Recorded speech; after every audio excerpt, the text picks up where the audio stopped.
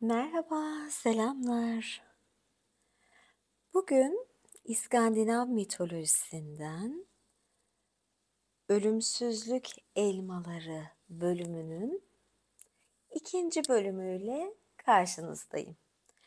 En son ne olmuştu hatırlarsınız.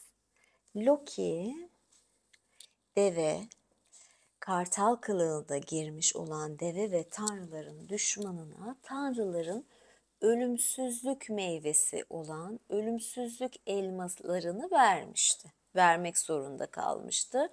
Çünkü kartalı vurmuştu ve kartal da onu böyle havada döndürmüştü. Ölüm tehlikesinden ancak o elmaları vereceğine dair söz vererek kurtulmuştu ve sonra da elmaları teslim etmişti.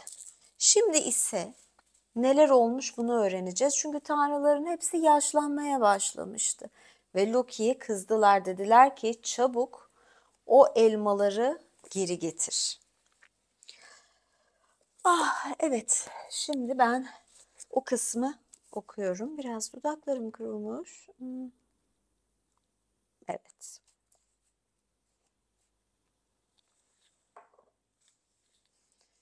Nerede kaldık?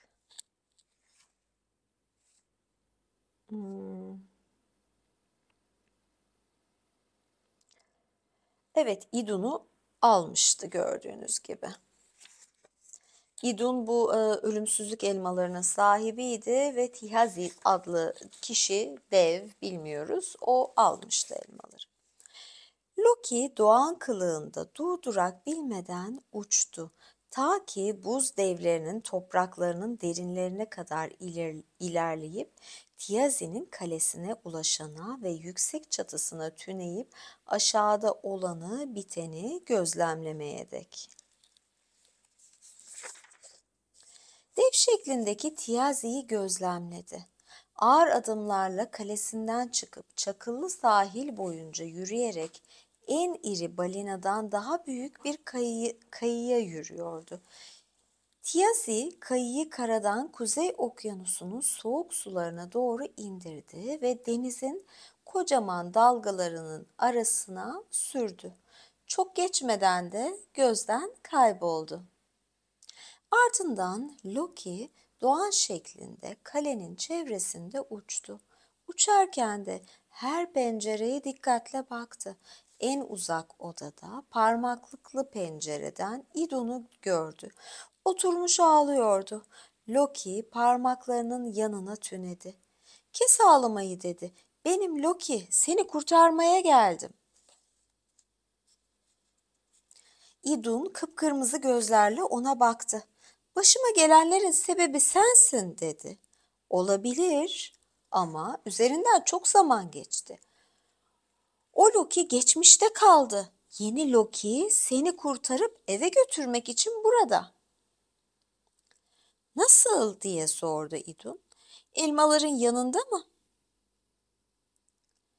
"Ay sirli bir tanrıçayım ben," dedi kadın ona. "Ben neredeysem elmalar da oradadır." Loki'ye elmalarla dolu kutuyu gösterdi. Bu devin zaten bu kadını da almasının sebebi elmaların onunla birlikte olduğu. Elmalar tek başa işe yaramıyor anlaşılan. "Bu işleri kolaylaştıracak," dedi Loki. "Gözlerini kapa." Idun gözlerini kapadı ve Loki onu kabuklu bir fındığa çevirdi. Yeşil yaprakları bile vardı kabuğun etrafında. Loki pençelerini fındığın üzerine kapladı. Penceredeki parmaklıkların arasından sıçradı ve eve dönüş yolculuğuna başladı. Tiazi pek balık tutamamıştı. Oltasına balık vurmuyordu. Zamanını kalesine dönüp İdun'a kur yaparak geçirmenin daha iyi olacağına karar verdi. Onu kendisinin ve elmalarının yokluğunda tanrıların nasıl da kırılgan ve bitkin olduğunu, nasıl salyaları akan kötürüm, titrek moruklara dönüştüğünü, zekalarının gerilediğini, zihnen ve bedenen nasıl da çöktüklerini anlatarak kızdırabilirdi. Kıyıya kürek çekti, kalesine ulaştı ve koşarak İdun'un odasına gitti.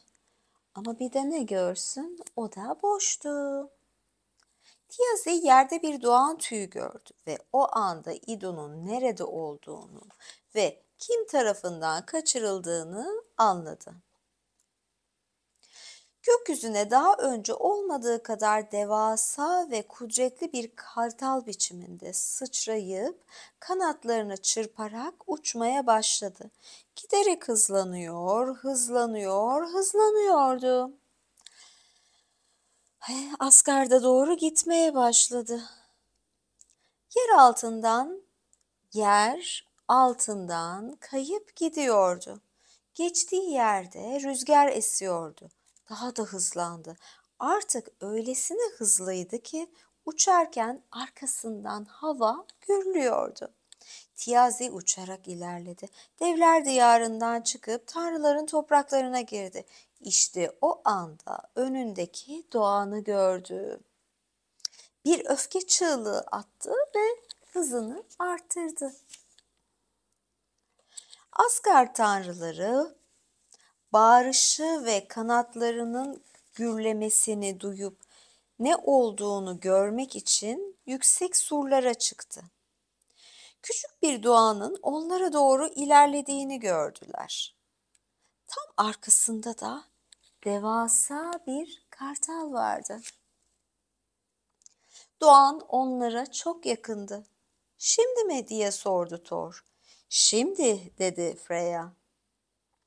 Thor talaşları ateşe verdi. Talaşlar tutuşmadan bir anlık gecikme yaşandı. Doğanın uçarak üzerinden geçip kalenin içine girebileceği kadar uzun bir an. Çok heyecanlı. Ardından bir parıldamayla talaşlar tutuştu. Bir püskürme gibiydi. Asgard'ın surlarından daha yüksekti alevler.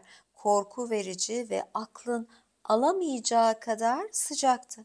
Kartal şeklindeki Tiyazi kendini durduramadı. Yavaşlayamadı.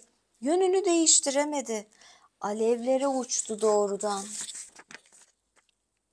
Devin tüyleri alev aldı.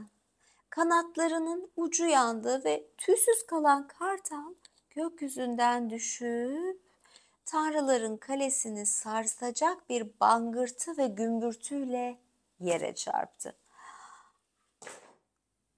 Yanmış, şaşkına dönmüş, afallamış çıplak kartalın gücü yaşlı tanrılara dahi yetmezdi. Kendini dev şekline döndüremeden yaralanmıştı ve kuştan deve dönüştüğü anda Thor'un çekicinin bir darbesi Tiyazi'nin ruhunu bedeninden ayırdı. Hikayemiz burada bitmedi. Son bir bölüm daha var. 5. bölüme geçiyorum. Ama Kartal gitti. İdun eşiyle bir araya geldiği için mutluydu. Tanrılar ölümsüzlük elmalarından yiyip yine gençliklerine kavuştu. Loki ise artık konunun kapandığını umdu. Konu kapanmamıştı. Tiazi'nin kızı Skadi zırhını ve silahlarını kuşanıp babasının intikamını almak için Asgard'a geldi. Onunla da biri evlense ne olur acaba?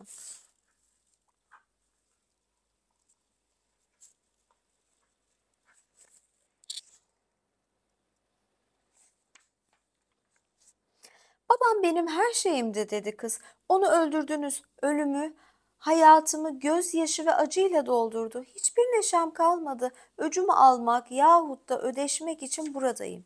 Aysir ve Skadi tazminat için uzun uzun pazarlık yaptı. O günlerde her yaşamın bir fiyatı vardı ve Tiazi'ninki hayli pahalıydı. Görüşmeler nihayete erdiğinde tanrılar ve Skadi babasının ölümünün 3 parçada telafi edilebileceğini hemfikir oldular. İlk olarak babasının yerini dolduracak bir eş verecekti. Skadi'nin gönlünü tüm tanrıların en güzeli Balder'e kaptırdığını bütün tanrılar ve tanrıçalar biliyordu.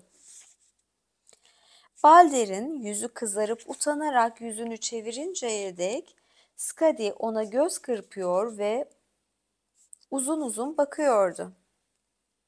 İkinci olarak tanrılar onu güldürecekti. Çünkü babası öldürüldüğünden beri tek bir kez yüzü gülmemişti.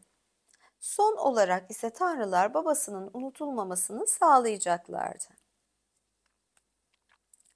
Tanrılar ardından birbirini kendine eş olarak Tanrılar aralarından birini kendine eş olarak seçmesine izin verdi.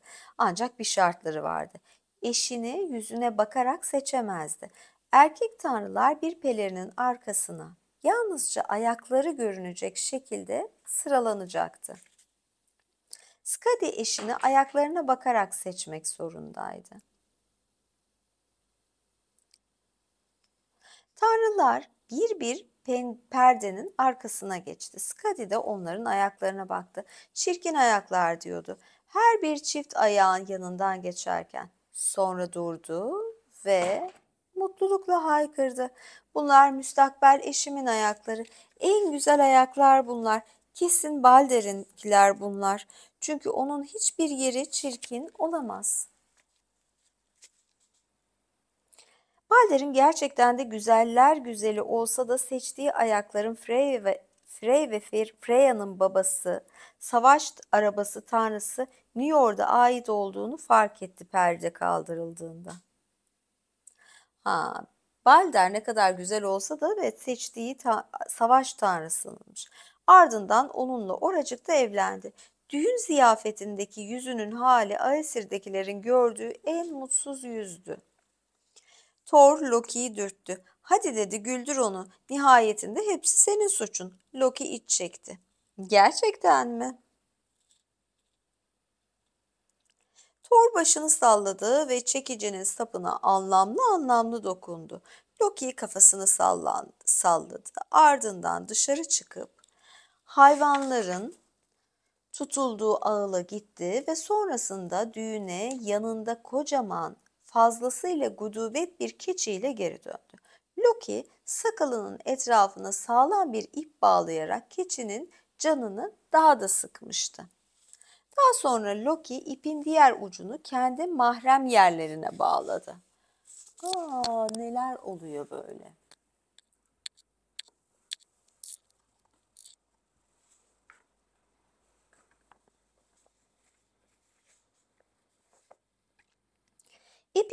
İpi eliyle çekiştirdi.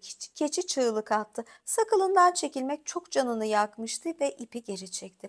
Loki'nin mahrem yerlerinde ip iyice gerildi. Loki bağırdı ve ipi yeniden yakalayıp kendine doğru çekti. Tanrılar kahkahalar attılar. Tanrıları güldürmek pek de zor değildi ama bu uzun zamandır güldükleri en iyi şeydi.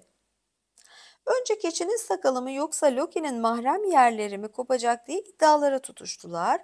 Bağırdığı için Loki ile alay edip durdular. Geceliğin inleyen bir tilki gibi diye haykırdı Balder katıla katıla gürerken. Sesi ağlayan bir bebek gibi giderek güldü Balder'in kardeşi Hot. Kör olsa da Loki her bağırdığında kahkaha atıyordu.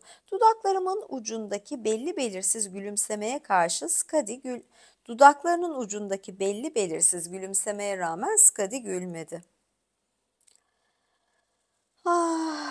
Keçinin her çığlığında ya da Loki'nin acı çekerken bir çocuk gibi inlemesinde gülümsemesi giderek büyüyordu. Loki çekti, keçi çekti. Loki haykırıp ipe asıldı, keçi ciyaklayıp sert asıldı ve ip koptu. Evet. Loki kasıklarını tutarak havaya savruldu ve şap diye Skadi'nin kucağına düştü. Ağlayıp sızlıyordu. Bir dağ ülkesine düşen çığlıklar gibi gülmeye başladı.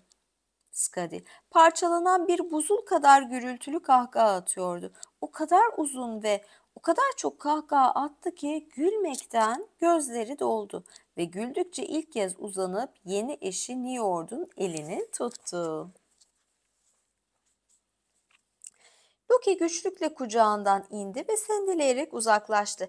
İlerlerken de iki eli de bacaklarının arasındaydı. Tanrıları ve tanrıçaları incinmiş gözlerle bakıyordu. Onların ise kahkahaları artıyordu. O halde işimiz tamam dedi herkesin babası Odin. Dev kızı Skadi'ye. Düğün ziyafeti bittiğinde yahut neredeyse tamam. Onu gecenin içine doğru takip etmesi için Skadi'ye işaret etti ve Odin'le birlikte salondan çıktılar. Yanında da yeni eşi vardı. Tanrıların devden tanrıları koymak için yaktığı cenaze odunlarının yanında ışıkla doldu iki kocaman. Tanrıların devden kalanları koymak için yaktığı cenaze odunlarının yanında ışıkla dolu iki kocaman küre duruyordu. Bu küreler, dedi Odin Skadi'ye, babanın gözleriydi. Tanrılar tanrısı iki gözü de alıp gece göğüne savurdu. Gözler yanıp parıldadılar yan yana. Kış ortasında gökyüzüne bakın. O ikiz yıldızları orada görebilirsiniz. Yan yana parlarlar. O iki yıldız Tiazi'nin gözleridir. Hala parıldarlar. Evet, böyle bitti bu Ölümsüzlük Elmaları adlı bölüm. Güzeldi, sonuçta bir tür mutlu son oldu, bir tür denge oldu. Ne oldu? Tamam, babalarını devi öldürdüler ama kızına da bir şekilde yardımcı oldular. Onu mutsuz bırakmadılar. Bir şekilde bir denge sağlanmış oldu. Ve bir mitoloji de var tabii, yani o iki yıldızın hikayesi hali. Evet, mitolojiyi böyle tamamladık. Ufak bir kıyafetimde değişiklik yaptım. Geçen bölümde daha açık renk, ilk bölümde açık gri bir çorap giymiştim. Bugün daha koyu gri, orta gri bir çorap giydim. Ve bluzumu değiştirdim, siyah bluza geçtim. Bu kadarcık bir fark, neredeyse aynı ama böyle ufak farkları seviyorum. Hangisi daha hoşunuza gitti söyleyin. Birinci bölümde giydiğim kıyafet mi yoksa bu bölümde giydiğim kıyafet mi? Bir de böyle çekimler hoşunuza gidiyor mu? Eğer hoşunuza gidiyorsa daha fazla böyle bölüm çekebilirim ya da bu tür ASMR videoları yapabilirim. Bir masalı okuyabilirim, bir mitolojiyi okuyabilirim ve böyle videolar yükleyebilirim. Ne dersiniz? Lütfen videonun sonuna yorum olarak yazın. Tabii kanala daha abone olmadıysanız abone olun ve benden daha fazlasını görmek istiyorsanız Türkiye içindeyseniz YouTube'a üye olabilirsiniz. Daha doğrusu YouTube'umun katılına üye olabilirsiniz. Eğer yurt dışındaysanız Patreon'u tavsiye ediyorum. Orada yeni bir üyelik daha yaptım. Karolin Fişekçi Extra X. Görüşmek üzere diyorum. Herkese güzel bir gün, iyi akşamlar, hoşça kalın. Bay bay, görüşürüz.